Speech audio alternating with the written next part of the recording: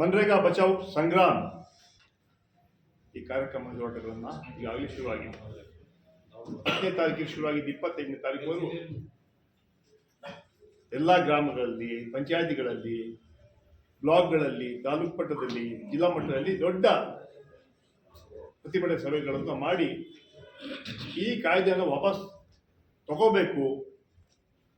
ಯಾವ ರೀತಿ ಮುಂಚೆ ಮನ್ರೇಗಾ ಇತ್ತು, ಸಾಕಷ್ಟು ದಿನದಿಂದ ಹೊಸ ಕಾಯ್ದೆಯಲ್ಲಿದೆ. ಬಹುಶಃ ಬರೀ ಹೆಸರು ಮಾತ್ರ ಬದಲಾವಣೆ ಮಾಡಲಿಲ್ಲ, ಅವರು ಹಲವಾರು ವಿಚಾರಗಳನ್ನು ಅದರಲ್ಲಿ ಬದಲಾವಣೆ ಮಾಡಿದ್ದಾರೆ. ನರೇಗಾ ಅಂದರೆ ಕಾನೂನುಬದ್ಧ ಹಕ್ಕು, ಗ್ರಾಮೀಣ ಬಡವರಿಗೆ ವರ್ಷಕ್ಕೆ ಕನಿಷ್ಠ 100 ಉದ್ಯೋಗ ಖಾತ್ರಿ. ಇಲ್ಲಿ ಆ ಕಾರ್ಯಕ್ರಮವನ್ನು ಹಮ್ಮಿಕೊಂಡಿದ್ರು. ಇದು ಸಂವಿಧಾನಿಕ ಸಾಮಾಜಿಕ ಭದ್ರತೆ ಕಾರ್ಯಕ್ರಮ, ಇದನ್ನು ಬದಲಾವಣೆ ಮಾಡಿದ್ದಾರೆ. ಆ ಹಿನ್ನೆಲೆ ಇದರ ವಿರುದ್ಧ ದೊಡ್ಡ ಹೋರಾಟಗಳನ್ನು ಮಾಡ್ತೀವಿ. ಇವತ್ತು ಕೂಡ 11 ಗಂಟೆ 11:30ಯಿಂದ ಸಾಯಂಕಾಲವರೆಗೂ ಧರಣ ಕೂಡ, ಉಪವಾಸ ಸತ್ಯಾಗ್ರಹ ಕೂಡ ನಾವು ಹಮ್ಮಿಕೊಂಡಿದ್ದೀವಿ. ಅದ್ರ ಮೂಲಕ ಇಡೀ ಜಿಲ್ಲೆಯಲ್ಲಿ ನಾವು ಸಂದೇಶ ಕೂಡ ಕೊಡ್ತೀವಿ. ಮುಂದಿನ ದಿನಗಳಲ್ಲಿ ಎಲ್ಲ ಕಡೆ ಪ್ರೊಟೆಸ್ಟ್ ರ್ಯಾಲಿ ಇರ್ಬೋದು, ಧರಣ ಇರ್ಬೋದು, ಸತ್ಯಾಗ್ರಹ ಮಾಡಿ ಜನರಿಗೆ ಹೇಳೋದು ಕೆಲಸ ಮಾಡ್ತೀವಿ. ರಾಜಕಾರಣ ಬಿಡಿ. ನೀವು ಮಹಾತ್ಮ ಗಾಂಧಿಯವರ ಹೆಸರುಗಳನ್ನು ತೆಗೆಯುವಂತಹ ಕೆಲಸ ಮಾಡಿದ್ದೀರಲ್ಲ, ಈ ದೇಶ ಜನರ ನಿಮಗೆ ಕ್ಷಮಿಸೋದಿಲ್ಲ. ನಿಮ್ಗೆ ಕ್ಷಮೆ ಕೇಳಿ ಈ ದೇಶ ಜನರಿಗೆ, ನಾವು ತಪ್ಪು ಮಾಡಿದ್ವಿ, ಇಲ್ಲಾಂದರೆ ಮುಂದಿನ ದಿನಗಳಲ್ಲಿ ತಕ್ಕ ಶಾಸ್ತಿ ಮಾಡ್ತಾರೆ ಜನ ಅಂತ ಮಾತಾಡಿ ಹೇಳ್ತಾ, ಮೂರನೇದಾಗಿ 13ನೇ ತಾರೀಕು ದೊಡ್ಡ ಒಂದು ಸಮಾವೇಶ ನಮ್ಮ ಸರ್ಕಾರದ 1000 ದಿನ ಕಂಪ್ಲೀಟ್ ಆಗತ್ತೆ. ಇದೇ ಹಾವೇರಿಯಲ್ಲಿ ಸುಮಾರು 1 ಲಕ್ಷ ಜನರಿಗೆ ಪಟ್ಟ ಕೊಡುವಂತಹ ಕಾರ್ಯಕ್ರಮ ಈಗಾಗಲೇ ಇಲ್ಲಿ ಹಮ್ಮಿಕೊಳ್ಳುವಂತಹ ಆಗಿದೆ. ಅದು ರೂಪುರೇಷೆಗಳನ್ನು ಈಗಾಗಲೇ ತಯಾರು ಮಾಡ್ತಾ ಇದ್ದೀವಿ.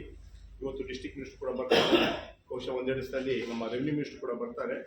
ಅದ್ರ ಮೂಲಕ ಕರ್ನಾಟಕ ಸರ್ಕಾರ ಜನಪರ ಕಾರ್ಯಕ್ರಮ ಕೊಡುವಂಥ ಕೆಲಸ ನಾವು ಮಾಡ್ತಾ ಇದ್ದೀವಿ. ಈಗ 13ನೇ ತಾರೀಕು ದೊಡ್ಡ ಒಂದು ಕಾರ್ಯಕ್ರಮ ಆಗುತ್ತೆ. ಅದೇ ರೀತಿ ಇವತ್ತು 24ನೇ ತಾರೀಕು, ಈ ತಿಂಗಳು 20ನೇ ತಾರೀಕು ಹುಬ್ಳಿಯಲ್ಲಿ ಸುಮಾರು 42,000 ಮನೆಗಳು ಕೊಡುವಂಥ ಕಾರ್ಯಕ್ರಮ ಕೂಡ ನಾವು ಹಮ್ಮಿಕೊಂಡಿದ್ದೀವಿ. ಈಗಾಗಲೇ ಸುಮಾರು 32,000 ಮನೆಗಳು ಕೊಟ್ಟಿದ್ದೀವಿ. ಭಾರತೀಯ ಜನತಾ ಪಾರ್ಟಿ ಅಧಿಕಾರಿಗಳು ಯಾವುದೇ ಒಂದೇ ಒಂದು ಮನೆ ಬಡವರು ಕೊಡಲಿಲ್ಲ. ಆದರೆ ನಮ್ಮ ಸರ್ಕಾರಕ್ಕೆ ಬದ್ಧತೆ ಇದೆ, ನುಡಿದಂತೆ ನಡೀತಾ ಇದ್ದೀವಿ. 24ನೇ ತಾರೀಕು ಸುಮಾರು 42,000 ಮನೆಗಳು ಕೊಡುವಂಥ ಕೆಲಸ ಕೂಡ ಮಾಡ್ತಾ ಇದ್ದೀವಿ. ಅದೇ ರೀತಿ 13ನೇ ತಾರೀಕು ಸುಮಾರು 1 ಲಕ್ಷ ಜನರಿಗೆ ಪಟ್ಟ ಕೊಡುವಂತಹ ಕಾರ್ಯಕ್ರಮ ಮಾಡಿಕೊಂಡು ಜನರ ಪರ ಕೆಲಸನ ಹೋರಾಟಗಳು ಮಾಡ್ತೀವಿ, ಜನರಿಗೆ ಸ್ಪಂದಿಸುವಂಥ ಕೆಲಸ ಮಾಡ್ತೀವಿ. ನಾವು ಹೇಳ್ದಂಗೆ ನಮ್ಮ ಸರ್ಕಾರಕ್ಕೆ ಬದ್ಧತೆ ಇದೆ. ಸಮಾಜದ ಎಲ್ಲ ವರ್ಗದ ಹಿತವನ್ನು ಕಾಪಾಡುವುದೇ ನಮ್ಮ ಕರ್ತವ್ಯ, ನಮ್ಮ ಧರ್ಮ ಹೇಳುವಂಥ ಮಾತನ್ನು ಬಯಸ್ತೇವೆ.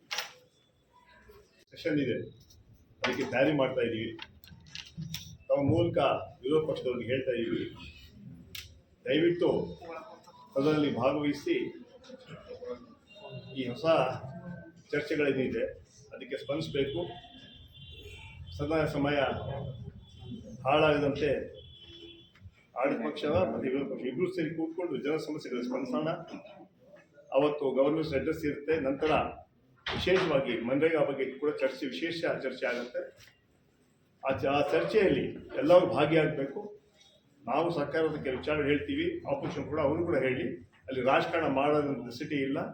ಯಾಕಂದರೆ ಅತ್ಯಂತ ದೊಡ್ಡ ವೇದಿಕೆ. ಯಾಕಂದರೆ ಬೆಳಗಾಮಲ್ಲಿ ಏನು ಮಾಡಿದ್ರು ನಮಗೂ ಗೊತ್ತಿದೆ, ನಿಮಗೂ ಗೊತ್ತಿದೆ.